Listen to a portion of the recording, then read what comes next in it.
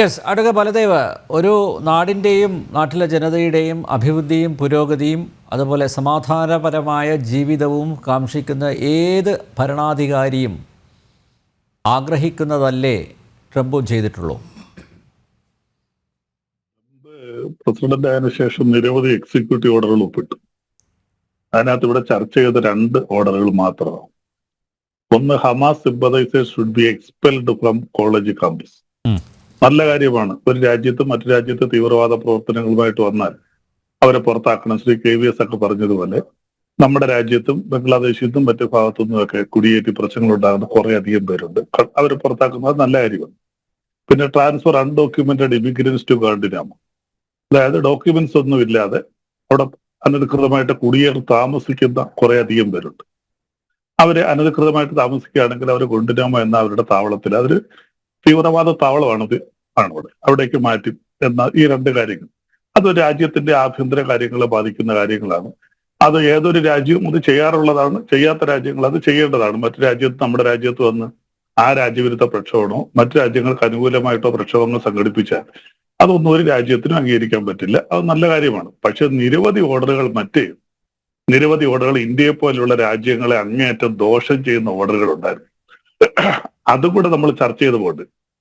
അദ്ദേഹത്തിന്റെ മറ്റൊരു ഓർഡറായിരുന്നു ജനുവരി മാസം 27-ാം തീയതി ഇറങ്ങിയത്, വേൾഡ് ഹെൽത്ത് ഓർഗനൈസേഷനുള്ള സംഭാവന പിൻവലിക്കും. വേൾഡ് ഹെൽത്ത് ഓർഗനൈസേഷന് മൊത്തം സംഭാവനയുടെ 20% നൽകുന്നത് അമേരിക്കയാണ്.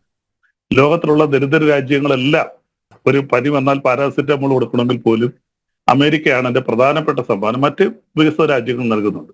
അത് ഇന്ത്യയും ബാധിക്കും. വേൾഡ് ഹെൽത്ത് ഓർഗനൈസേഷന്റെ പല രീതിയിലുള്ള സഹായം ഇന്ത്യക്ക് ലഭിക്കുന്നുണ്ട്. ഇന്ത്യയെക്കാൾ അവികസിതമായിട്ടുള്ള ആഫ്രിക്കൻ രാജ്യങ്ങൾ, ആഹാരം പോലും ഇല്ലാത്ത രാജ്യങ്ങളുണ്ട്, അവരെയൊക്കെ ബാധിക്കും. അതുപോലെ തന്നെ അദ്ദേഹം എക്സിക്യൂട്ടീവ് ഓർഡറിനകത്തുള്ളത് school meals for low income students, അതൊക്കെ കട്ട് ചെയ്യുമെന്ന് പറഞ്ഞിട്ടുണ്ട്. ക്യാൻസർ ട്രീറ്റ്മെന്റ് ഇപ്പോൾ കൊടുക്കുന്ന പല സഹായങ്ങളും കട്ട് ചെയ്യുമെന്ന് പറഞ്ഞിട്ടുണ്ട്. ഹൗസിംഗ് ആൻഡ് അനദർ റിട്ടേൺസ്, പ്രായമുള്ളവരുടെയൊക്കെ ഇങ്ങനെ പല കാര്യങ്ങളും കട്ട് ചെയ്യുമെന്ന് പറഞ്ഞിട്ടുണ്ട്. പക്ഷെ ഇന്ത്യയെ ബാധിക്കുന്ന ഇതൊന്നുമല്ല പ്രധാനമായിട്ട്. ഏറ്റവും കൂടുതൽ ഇന്ത്യയെ ബാധിക്കുകയും ഇന്ത്യയെ സാമ്പത്തികമായി തകർക്കുകയും ചെയ്യുന്ന ഒരു ഓർഡർ അദ്ദേഹം ഒപ്പിട്ടിട്ടുണ്ട്. ഇതുവരെ അതുവരെ പറഞ്ഞില്ല. ഇമ്പോർട്ട് ഡ്യൂട്ടി കൂട്ടും. ഇമ്പോർട്ട് ഡ്യൂട്ടി കൂട്ടിയാൽ അത് ഏറ്റവും കൂടുതൽ ബാധിക്കുന്ന ഒരു രാജ്യം ഇന്ത്യ. ഇന്ത്യയെ സംബന്ധിച്ച് കഴിഞ്ഞ 2023-24 ട്രേഡ് ഡെഫിസിറ്റ്, അതായത് വ്യാപാര കമ്മി എന്ന് പറയുന്നത് $37.8 ബില്യൺ. ആ ട്രേഡ് ഡെഫിസിറ്റിൽ ഏറ്റവും കൂടുതൽ ട്രേഡ് ഡെഫിസിറ്റ് ഉള്ള രാജ്യം ചൈനയാണ്. ചൈനയായിട്ട് നമുക്ക് $80 ബില്യൺ ട്രേഡ് ഡെഫിസിറ്റ് ഉള്ള രാജ്യമാണ് ചൈന. 51 രാജ്യങ്ങളുമായിട്ട് നമുക്ക് 78 രാജ്യങ്ങളുമായിട്ട് നമുക്ക് ട്രേഡ് ഡെഫിസിറ്റാണ്. പക്ഷെ നമുക്ക് ട്രേഡ് സർപ്ലസ് ഉള്ള നിരവധി രാജ്യങ്ങളിൽ 1-ാം സ്ഥാനത്ത് നിൽക്കുന്നത് അമേരിക്കയാണ്. 2-ാം സ്ഥാനം UAE, UK, വിയറ്റ്നാം, ഇങ്ങനെ പോകും. ഈ അമേരിക്കയുമായിട്ട് 2024 നമ്മൾ അങ്ങോട്ട് കയറ്റി വെച്ചത് $77.5 ബില്യൺ സാധനങ്ങളാണ്. നമ്മൾ മിനറൽസ് കയറ്റി അയക്കുന്നുണ്ട്, ന്യൂക്ലിയർ, ഒരുപാട് സാധനങ്ങൾ നമ്മൾ ഇവിടുത്തെ കയറ്റി അയക്കുന്നുണ്ട്. അപ്പൊ നമുക്ക് അതിന് കിട്ടിയത് $77.5 ബില്യൺ ആണ്. അതേ സമയത്ത് നമുക്ക് കയറ്റി വെച്ചപ്പോൾ അത്രയും കിട്ടിയപ്പോൾ തിരിച്ച് ഇങ്ങോട്ട് അമേരിക്ക ഇവിടെ ഇറക്കുമതി ചെയ്ത് $37.4 ബില്യൺ. അതായത് ഏകദേശം $40 ബില്യൺ നമുക്ക് ഇന്ത്യക്ക് ഏറ്റവും കൂടുതൽ ട്രേഡ് സർപ്ലസ് ഉള്ള രാജ്യമാണ് അമേരിക്ക. ആ അമേരിക്ക ഇമ്പോർട്ട് ഡ്യൂട്ടി കൂട്ടിയാൽ ഇന്ത്യയുടെ സാമ്പത്തിക നില ആകെ തകരും. ഇപ്പോൾ തന്നെ കഴിഞ്ഞ ലാസ്റ്റ് ക്വാർട്ടറിലെ കാണിച്ചിരിക്കുന്നത് ഇന്ത്യയുടെ GDP 6.5 കുറയുമെന്നാണ് റിസർവ് ബാങ്ക് പുറത്തുവിട്ടിരിക്കുന്നത്, 7.2 നിന്ന്. അപ്പോൾ അമേരിക്ക ഇമ്പോർട്ട് ഡ്യൂട്ടി കൂട്ടിയാൽ അതിന് ചൈന പരസ്യമായിട്ട് തന്നെ എതിർത്തിട്ടുണ്ട്. കാര്യം ചൈന ഇതുപോലെ കൂടുതൽ ട്രേഡ് സർപ്ലസ് ഉള്ള രാജ്യമാണ് അമേരിക്കയായിട്ട്. അപ്പോൾ ഇന്ത്യയുടെ സമ്പദ്ഘടനയെ വളരെ കൂടുതൽ ബാധിക്കുന്ന ഒരു എക്സിക്യൂട്ടീവ് ഓർഡർ അദ്ദേഹം 27-ാം തീയതി ഒപ്പിട്ടായിരുന്നു ഇമ്പോർട്ട് ഡ്യൂട്ടി കൂട്ടുവന്നു. അപ്പോൾ അത് നിരവധി രാജ്യങ്ങളെ നമുക്ക് തിരിച്ചു വേണേൽ കൗണ്ടർ ചെയ്യാൻ നമ്മൾ ഇമ്പോർട്ട് ഡ്യൂട്ടി കൂട്ടുമെന്ന് പറയാം. പക്ഷെ നമുക്ക് അതുകൊണ്ട് പ്രയോജനം ഉണ്ടാകത്തില്ല. കാര്യം നമ്മൾ അങ്ങോട്ട് അയക്കുന്നതിന്റെ പകുതി സാധനം പോലും നമ്മൾ അമേരിക്കയിൽ നിന്ന് തിരിച്ചിങ്ങോട്ട് ഇറക്കുന്നില്ല. കാരണം നമ്മൾ വളരെ കുറച്ച് സാധനങ്ങൾ, ഞാൻ നേരത്തെ പറഞ്ഞാലും minerals, nuclear reactors, medical equipments, plastics, ഇങ്ങനെ കുറച്ച് സാധനങ്ങൾ നമ്മൾ ഇമ്പോർട്ട് ചെയ്യുന്നു. അതിന്റെ ഇരട്ടി സാധനങ്ങൾ നമ്മൾ കയറ്റി അയക്കും. അപ്പൊ അമേരിക്ക ഇമ്പോർട്ട് ഡ്യൂട്ടി കൂട്ടുമ്പോൾ ചൈന തിരിച്ചടിക്കുന്നത് എങ്ങനെയാണ്? അവർ ഇമ്പോർട്ട് ഡ്യൂട്ടി കൂട്ടും. അവർക്കത് ചെയ്യാം. നമുക്കത് ചെയ്തു പോയാൽ നമുക്ക് കൂടുതൽ ദോഷങ്ങളിലേക്ക് പോകും. ഇപ്പൊ നമ്മളെ സാമ്പത്തികമായിട്ട് അങ്ങേയറ്റം ഞെരുക്കുന്ന ഒരു ഓർഡറാണ് അമേരിക്ക ഇമ്പോർട്ട് ഡ്യൂട്ടി കൂട്ടുമെന്ന് പറയുന്നത്.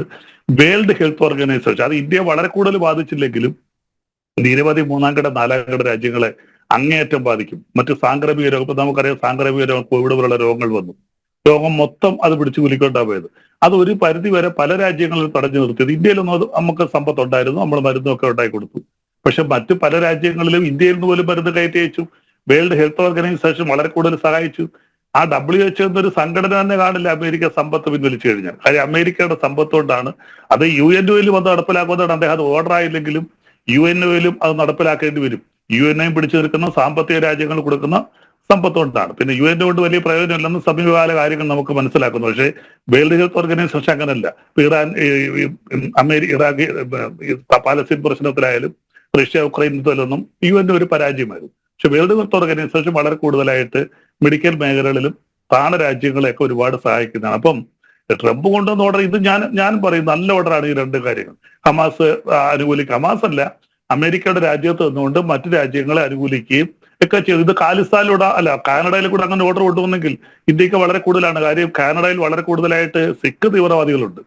അവരവിടെ വന്നുകൊണ്ട് ഇന്ത്യക്കെതിരെ ഭീകര പ്രസ്ഥാനം ഇന്ത്യയിൽ വീണ്ടും സിഖ് തീവ്രവാദികളെ വളർത്തിയെടുക്കാൻ കാനഡ കേന്ദ്രീകരിച്ച് സിഖ് തീവ്രവാദികൾ പ്രവർത്തിക്കുന്നതുകൊണ്ട് അവർക്ക് സപ്പോർട്ട് കൊടുത്തുവെന്നും പറഞ്ഞ് കേജ്രിവാളിനെതിരെ ആരോപണമുണ്ട്.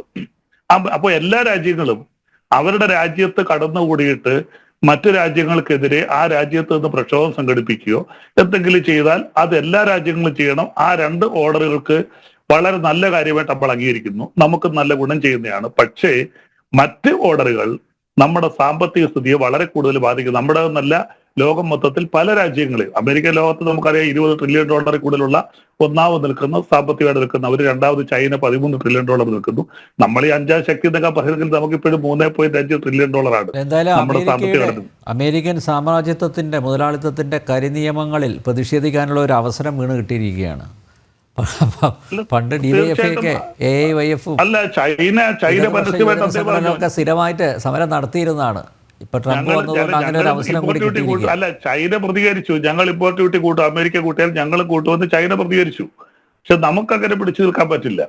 കാര്യം നമ്മുടെ സാമ്പത്തിക സ്ഥിതി അതാണ്. നമ്മുടെ ഇമ്പോർട്ട് അങ്ങോട്ടുള്ള എക്സ്പോർട്ടിനെ അപേക്ഷിച്ച് നോക്കുമ്പോൾ നമുക്ക് ഇമ്പോർട്ട് വളരെ കുറവാണ്. നമുക്ക് ഇമ്പോർട്ട് ഡ്യൂട്ടി കൂട്ടിയതുകൊണ്ട് നമുക്ക് പറ്റും. പക്ഷേ ചൈനയ്ക്ക് അങ്ങനെ ഒരുപാട് സാധനങ്ങൾ അമേരിക്ക എക്സ്പോർട്ട് ഇമ്പോർട്ട് ഏകദേശം തുല്യമായിട്ട് നിൽക്കുക അവർക്ക്.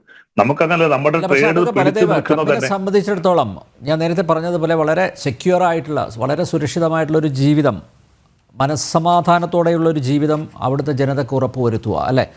അതുകൊണ്ടാണല്ലോ അദ്ദേഹം ഈ ഛിദ്രശക്തികളെ, ഈ തുക്കടെ ഗ്യാങ്ങിനെയൊക്കെ അവിടെ നിന്ന് പറഞ്ഞയക്കും, നാട് കടത്തും എന്ന ഒരു തീരുമാനം എടുത്തത്, അല്ലേ? അത് കഴിഞ്ഞ് ബാക്കി കാര്യങ്ങൾ നോക്കിയാൽ മതി.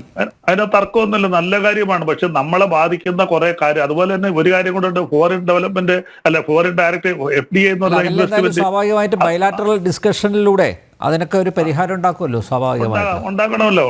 അല്ലെങ്കിൽ നമ്മളെ അത് അങ്ങേയറ്റം ബാധിക്കും സാമ്പത്തികമായിട്ട്. ഓക്കെ.